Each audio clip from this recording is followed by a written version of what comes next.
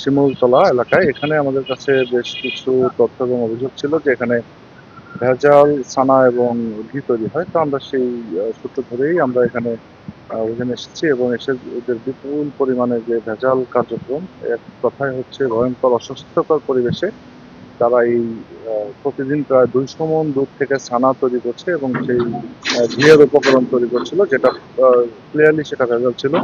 তো আমরা সেই ভেজালের যে উপাদানসমূহ, উপকরণসমূহ, বিশেষ করে তেল, ডালডা এবং আটা মিক্সড করে দুধের সাথে তারা বিপুল পরিমাণে ছানা তৈরি করছিল এবং সেটা শহরের নামি দামি হোটেলে এটা সরবরাহ করা হতো, মিষ্টির দোকানে সাপ্লাই দেওয়া হতো এখান থেকে। আর এছাড়াও আমরা এখানে যে অস্বাস্থ্যকর পরিবেশে একেবারে যেখানে তারা এই ছানাটা ঠান্ডা করছে সেই যে হাউসটা, সেটা একেবারেই অস্বাস্থ্যকর এবং সেখানে পাশে গরুর খামার, সেখানে আমরা কুকুরের উপস্থিতি পেয়েছি, হাঁস বিচরণ করছে অবাধে।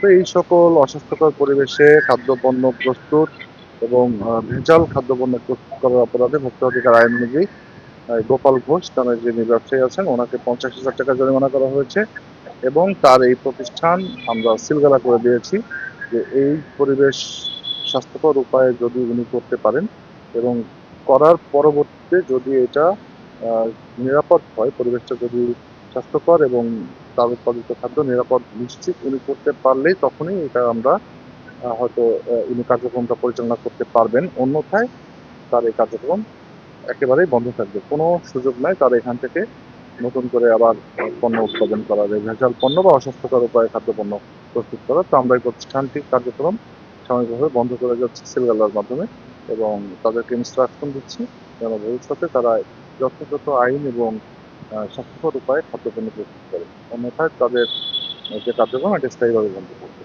ধন্যবাদ।